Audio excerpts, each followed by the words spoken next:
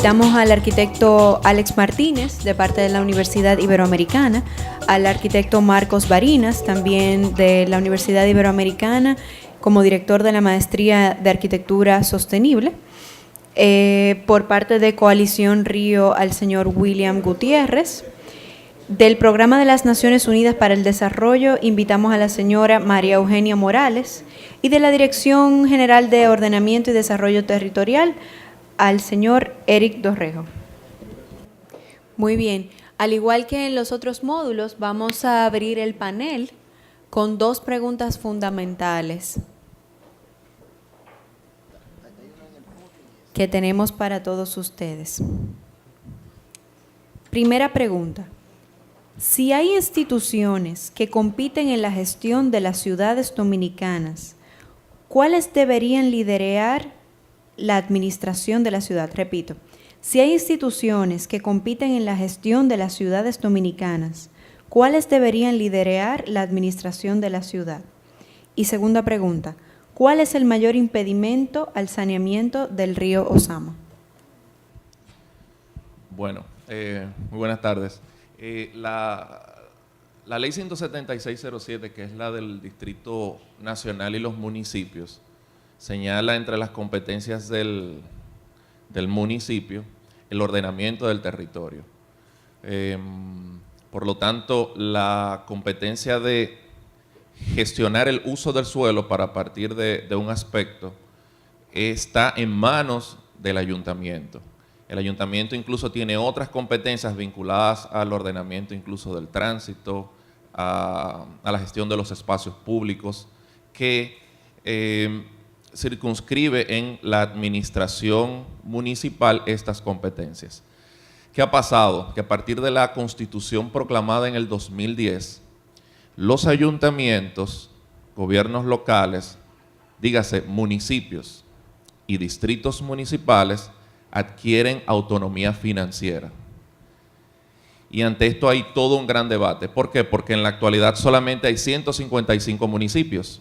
Son 155 alcaldes. Pero hay 236 distritos municipales. Es decir, 236 se le llama directores de distritos municipales.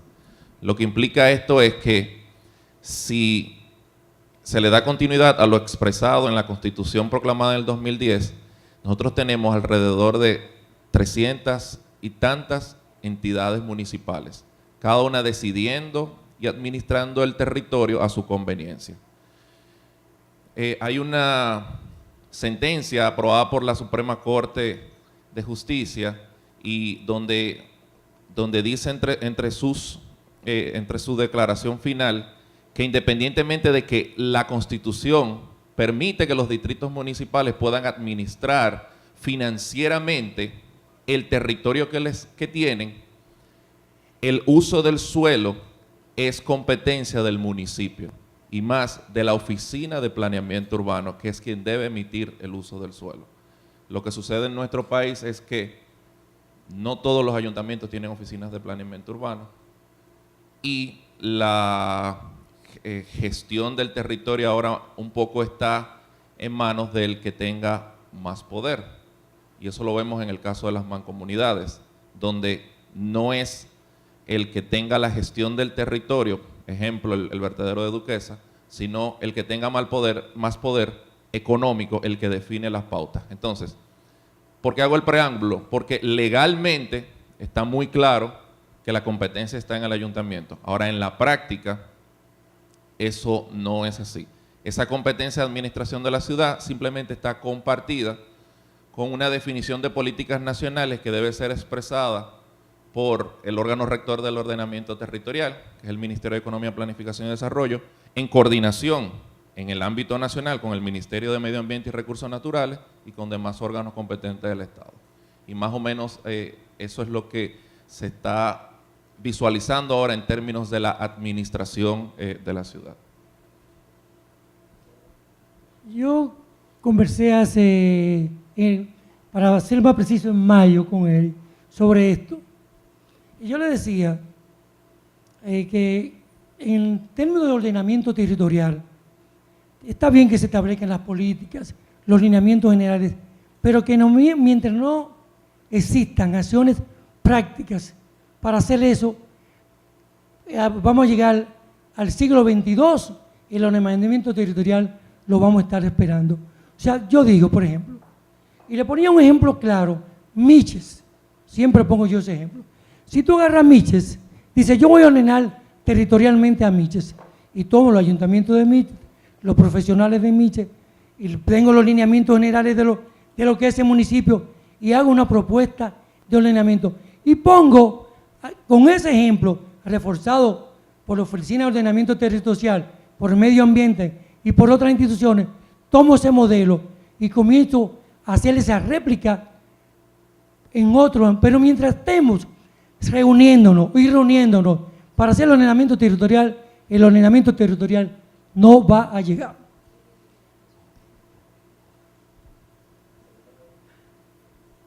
Bueno, antes de Jesús, quisiera dejar notar algo, y es verdad, estamos muy atrasados. La primera ley que manda a hacer ordenamiento del territorio fue del año 2000 y le daba un plazo de 3 años, y estamos en el 2014.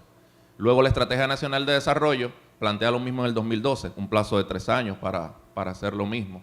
Y en realidad hay muchos intereses involucrados. Ahora cada quien quiere cubrir y preservar su espacio. Las industrias extractivas y mineras ahora están muy interesadas en que esto se apruebe porque quieren su espacio, pero el sector turístico necesita también, el sector agropecuario lo exige, y hasta que no se ve uno reflejado en el territorio, no exige o no se presenta como oposición al tema. Entonces, yo creo, y quise, aprovechando lo que don William menciona,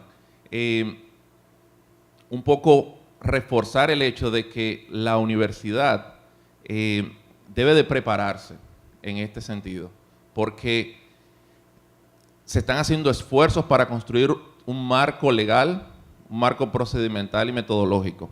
Ahora, en la práctica, son esos 155 ayuntamientos que tienen que al final evacuar sus planes de ordenamiento territorial vinculados a todo un tema de inversión pública.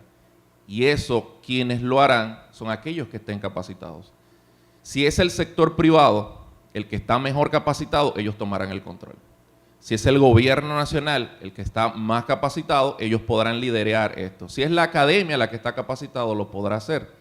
Y aprovechando el espacio de este tema de infraestructura, simplemente poner un ejemplo. Cómo esta circunvalación del Gran Santo Domingo que se está construyendo, si ustedes ven el trazado que se ha dispuesto, es un trazado que conecta a 2 puertos, el puerto multimodal Punta Caucedo con el puerto de Jaina, con un trazado que ni siquiera refleja una amplitud para considerar un área urbanizable o no urbanizable dentro del Gran Santo Domingo, sino fue atendiendo expresamente a un criterio del sector privado que necesitaba no un gran arco que definiera la ciudad, sino una vía rápida para llegar desde multimodal Punta Caucedo hasta Jaina. Entonces, la academia, y lo expreso en este escenario porque es el escenario de la academia, debe fortalecer su participación, su investigación, que lo está haciendo muy bien a través de estos espacios, de estos encuentros, y su oferta curricular debe ampliarse a modo de que la generación que está capacitándose esté preparada para lo que viene ya.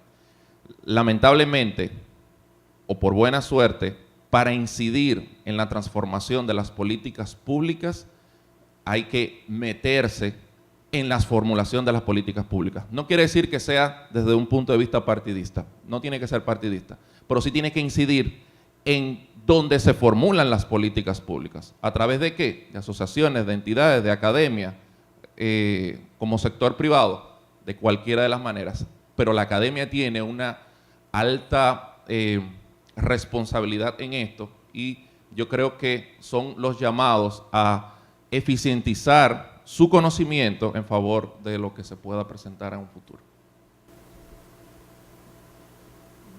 En atención a eso último que tú mencionabas, ¿ustedes visualizan en un futuro cercano un mundo en República Dominicana en el que el poder político tome en cuenta la opinión y el experticio de las academias? No sé si Alex quisiera hablar un poquito de eso, que mencionaba un poco de la estructura de las universidades y demás. Bueno, yo entiendo que definitivamente las universidades tienen ahora la oportunidad de traer a la mesa un proyecto o iniciativas, ¿no? Para lograr sentar a diferentes, no solamente instituciones privadas, instituciones públicas también, con algo en las manos. Por ejemplo, el proyecto que nosotros presentamos, ese era uno de los, desde el principio, las intenciones de este proyecto, esto que tenemos en las manos, lo pensamos poner en práctica, pero también sirve de una iniciativa para empezar a que comiencen a dialogar tanto las instituciones del distrito, en este caso, el distrito los que nos rodean a la universidad y también las diferentes universidades. De hecho, ese proyecto ya se ha presentado en la red de universidades, ¿cómo se llama la red, Marcos? El Raudo, y como un ejemplo de proyecto que se puede llevar a cabo o piloto.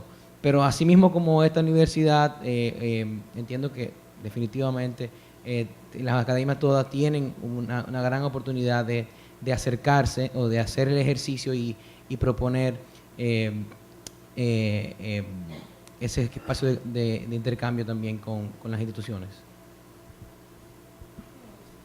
Sí, y me gustaría hacer una contribución a lo que Alex acaba de mencionar. Yo creo que aquí en el país, por un lado, la sociedad civil ha ido teniendo cada vez una voz más fuerte en los grandes problemas que han estado suscitándose, ¿no? Donde realmente la opinión de las personas, no del Estado o de los sectores involucrados, interesados, han llegado a movilizar y hasta incidir en cambios de posiciones. Y yo creo que allí es un espacio muy importante para la academia, porque es el centro del conocimiento, es de donde se supone que deben salir las ideas, de donde debe salir la innovación. Y el desafío que yo creo que existe es, por un lado, creerse que uno puede hacer eso, por un lado, pero por otro lado, ser capaz de, cuando uno dé esa voz, dar esa voz con conocimiento de causa. A veces las medias mentiras o las medias verdades generan emociones, movilizan gente, pero nos pueden llevar a grandes equívocos. Entonces, si la academia es capaz de ser ese interlocutor que lleve conocimiento, que lleve documentación, que lleve información y que lleve ideas a sectores que están en conflicto, realmente va a poder ser cada vez una voz más respetada, reconocida y autorizada para poder decir eso. Y bueno, creo que es parte de la razón de ser de eventos como este y también de eso que se está generando como un caldo de cultivo aquí, por ejemplo, en UNIBE, y que se tiene que seguir construyendo, definitivamente. Desde el punto de vista de la academia, ya como un aporte también, no como una pregunta, aplaudimos iniciativas, por ejemplo, como la que Alex presentó a nivel de maestría, y cómo a lo mejor grandes utopías se convierten en las realidades del día de hoy, y cómo poquito a poco como universidad vamos convirtiendo esas grandes ideas en posibilidades el día de hoy. Tal vez no todas, pero hay que volar muy alto para quedar en un punto, ¿verdad?, intermedio en la realidad. Y como universidad puedo decir que esas iniciativas se están llevando a cabo día de hoy, a veces con resistencia misma del profesorado, del estudiantado. Por ejemplo, algo tan sencillo como la implementación de los tarjetones verdes trae sus disyuntivas entre los estudiantes, entre los docentes y entre todo el personal también de la universidad. Pero son iniciativas que realmente hacen viables todo este tipo de trabajos que en un inicio son investigación, que son planteados como ideales, pero que realmente pueden llevarse a cabo. Y otra iniciativa, en este caso felicito nuevamente a Jesús, es la apertura de este tipo de espacio de diálogo, donde sembramos este granito de de posibilidades en cada uno de los muchachos, de los estudiantes que nos acompañan y de personajes que inciden en la vida pública. Tuvimos la dicha, ¿no?, de ser acompañados por personas del ámbito político, del ámbito empresarial, del ámbito académico, y pudieron escuchar puntos de vista desde muchas vertientes, ¿no? Y creo que eso lo hace rico, y creo que es una iniciativa que con la ayuda de todos ustedes podemos ir llevando a cabo cada año. Podría, para completar un poco esta idea que se ha planteado, ahora el Banco Mundial acaba de publicar un estudio sobre la República Dominicana relacionado con las reformas. Y dos de los aspectos que destaca el estudio es que, número uno, la sociedad civil necesita organizarse mejor. No está organizada, está desorganizada, desarticulada. Y que eso no incide en que se pueda hacer más presión a obtener resultados eficientes. Y otro señalamiento del estudio es que es importante las coaliciones entre sector público, sector privado, academia, es decir, que distintos actores con un mismo interés, cooperación internacional también, distintos actores con un mismo interés puedan enfocarse en trabajar por un objetivo común, y las coaliciones podrán rentar sus resultados. Y hay un ejemplo que está latente. La carta que envió el presidente de la República al Congreso para detener el tema de las extracciones, y su carta era más bien para no aprobar el tema del Parque Nacional Loma Miranda. Uno de los párrafos señala que es importante aprobar el plan o la ley de ordenamiento territorial y que se frenen las extracciones o la aprobación de nuevas extracciones. Es decir, es una oportunidad para que la academia o la sociedad civil no se una a criticar el por qué no se aprobó. No, si eso es lo que falta, pues hagámoslo, pues pongámonos a trabajar, pues impulsémoslo, y si lo que se requiere es, como decían, innovación desde la academia para obtener los resultados, que se pueda conseguir y que se puedan generar coaliciones para obtener esos resultados. Mira, yo no quiero decir una cosa tan dura, pero yo pienso que la academia en el país ha ido perdiendo espacio. La sociedad civil ha ido sacando a la universidad.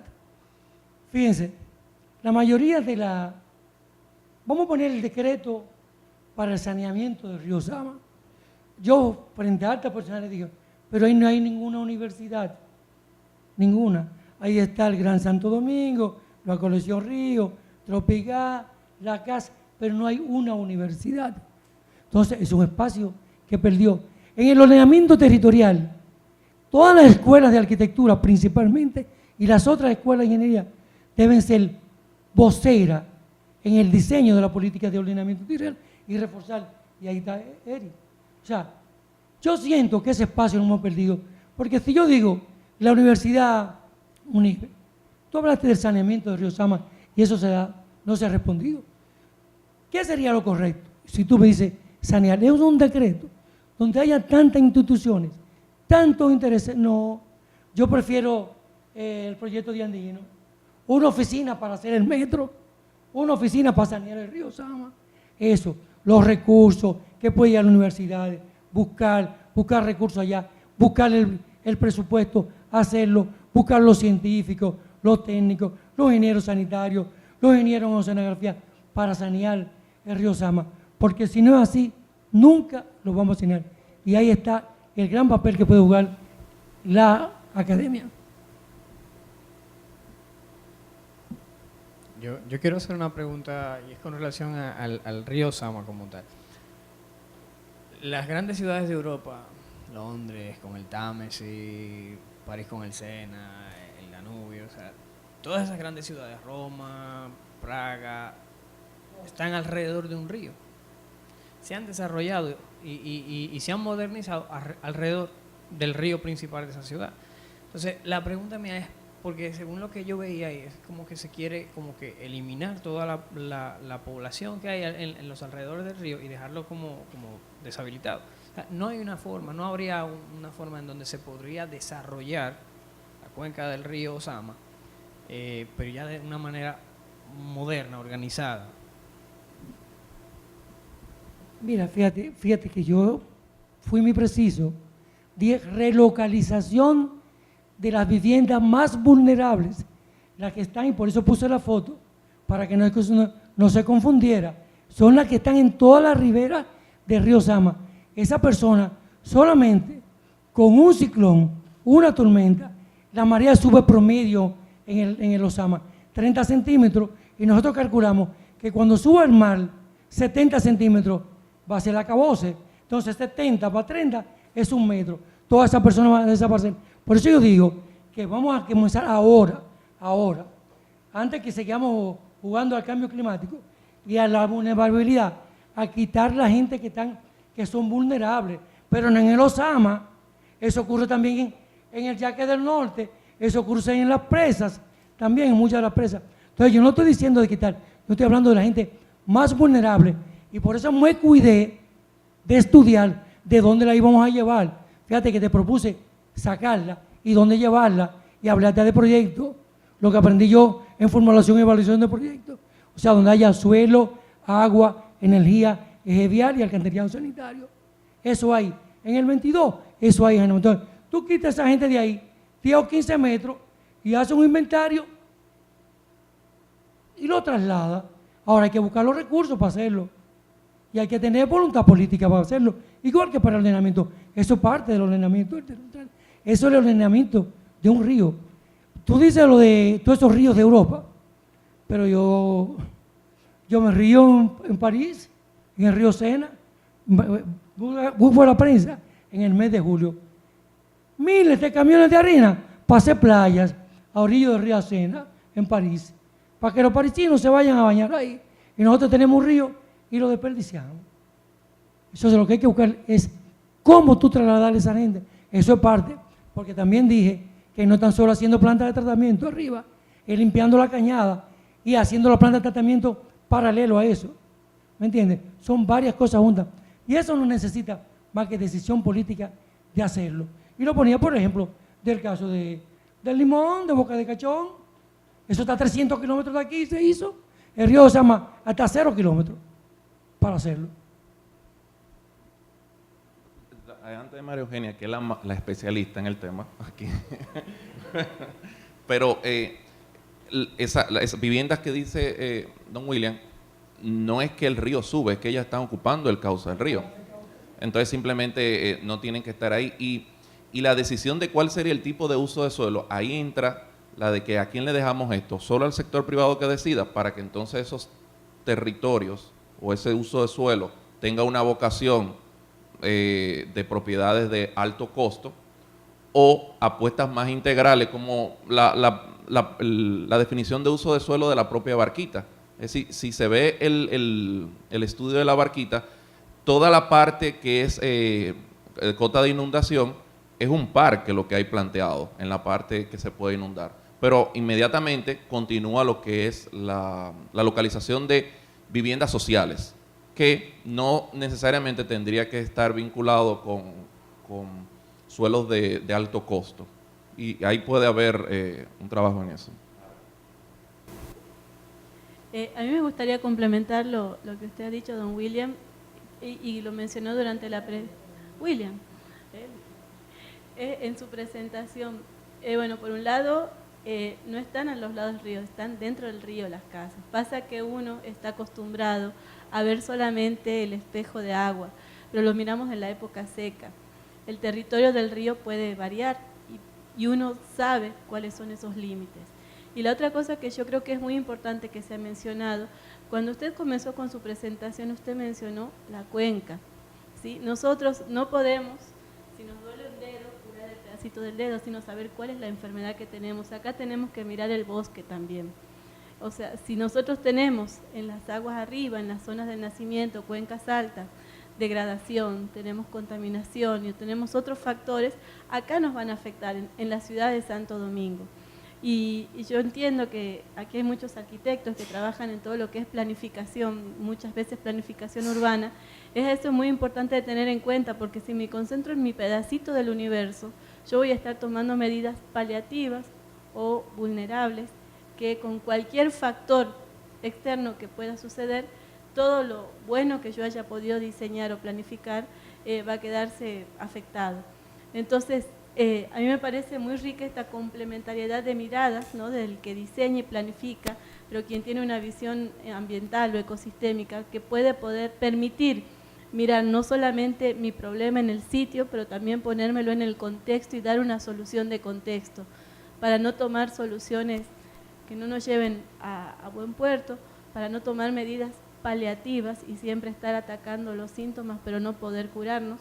Y que cualquier medida que se tome, que son desafíos, como ustedes están mencionando, porque tiene que ver con planificación, con inversión, con tomar la decisión de hacer cambios y cambiar una cultura que está establecida en la gente, que al mismo tiempo está acostumbrada a vivir ahí, hizo su vida en ese sitio y no necesariamente puede querer pagar un transporte un poco más lejos, ¿no? Pero también están arriesgando su propia vida, o sea que se puedan tener en cuenta esas distintas dimensiones. Así es, muchísimas gracias por su intervención. Queremos pedir un aplauso para todos los miembros del panel